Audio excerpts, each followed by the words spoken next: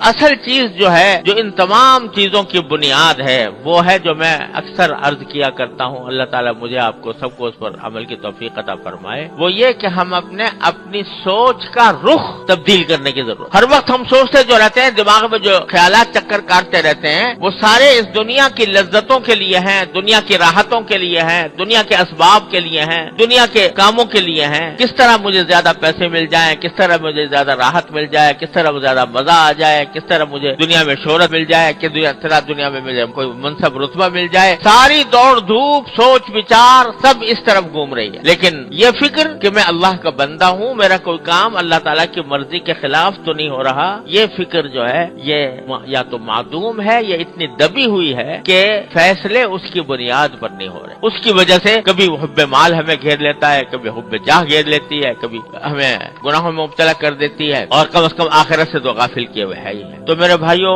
یہ بات بار بار عرض کرتا رہتا ہوں کہ اس کا راستہ یہ ہے کہ اپنی سوچ کا رخ جو ہے وہ تبدیل کرو۔ سوچ کا رخ اس طرح تبدیل کرو کہ کوئی بھی انسان ایسا نہیں جو ہر وقت کچھ نہ کچھ سوچ نہ رہا ہو۔ ہے کوئی ہر وقت دماغ میں کچھ نہ کچھ خیالات آتے رہتے ہیں کہ نہیں؟ اور فضول خیالات آتے رہتے ہیں بس اوقات، جن سے نہ کوئی فائدہ، جن سے نہ کچھ راحت، نہ کوئی آرام، بس خیالات ہیں چلے آ رہے ہیں۔ ایک طوفان ہے خیالات کا، ادھر سے ادھر، ادھر سے ادھر، کبھی گھر کا خیال آ گیا، کبھی دفتر کا خیال آ گیا، کبھی اپنے پیسے کا خیال آ گیا، کبھی خیالات میں مگن ہے انسان ہر وقت۔ کتنے خیالوں سے تمہیں فائدہ پہنچ رہا ہے ذرا اندازہ کر کے دیکھو، کتنے خیالات صبح سے لے کے شام تک دماغ میں جو خیالات آ رہے ہیں، ان میں سے کتنے خیالات ایسے ہیں جن سے کچھ تمہیں فائدہ پہنچ رہا ہے، دنیا کا یا آخرت کا؟ اکثر و بیشتر نظر آئیں گے کہ فضول خیالات ہیں، اکثر و بیشتر یہ نظر آئے گا، ایسے ہیں جن سے کوئی فائدہ نہیں پہنچ رہا، بس ایسے ہی رو ہے خیالات کی، ادھر سے ادھر بھٹک رہی ہے، ادھر سے ادھر بھٹک رہی ہے۔ اس خیالات کی رو کو تھوڑا سا بدل کے دیکھو، کس طرف؟ اپنے پروردگار کی طرف، کہ دیکھو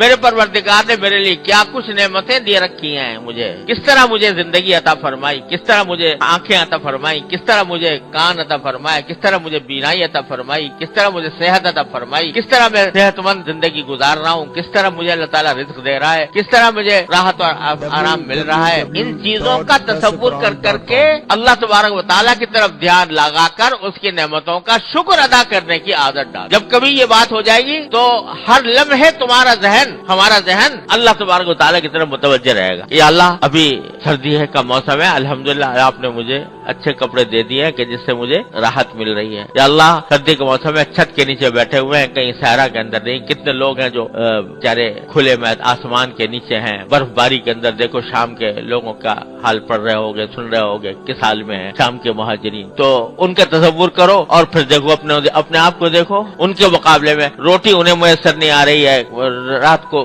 سر کے اوپر چھت نہیں ہے، برف باری سے بچنے کا سامان نہیں ہے، کھانے کے لیے بچوں کو کھلانے کے لیے کوئی چیز نہیں میسر ہے۔ ان کا تصور کرو اور پھر دیکھو اپنے آپ کو، اے اللہ کیا آپ نے کیسا کرم فرمایا ہوا ہے مجھ پر کہ مجھے رہنے کے لیے مکان بھی آرام دے رکھا ہے، اے اللہ آپ نے مجھے کھانے کو بھی دے رکھا ہے، اے اللہ میرے بچے بھی خوش ہیں، اے اللہ میری تندرست بھی ہوں، اے اللہ نہ سردی سے میں پریشان ہوں نہ گرمی سے پریشان ہوں، اپنے ہر چیز کا مجھے اہل دے رکھا ہے۔ ان چیزوں کی طرف دھیان جو بھٹک رہا ہے نا خیال ادھر سے ادھر، اس بھٹکے ہوئے خیال کو اپنے اوپر اللہ تعالیٰ نے جو نعمتیں عطا فرمائی ہے ان کی طرف متوجہ کرو۔ جتنا اس طرف متوجہ کرو گے اور اس پر اللہ تعالیٰ کا شکر کرو گے، اللہ تبارک و تعالیٰ کے شکر کی عادت ڈالو گے، اتنا ہی اللہ تبارک و تعالیٰ سے قرب حاصل ہوگا۔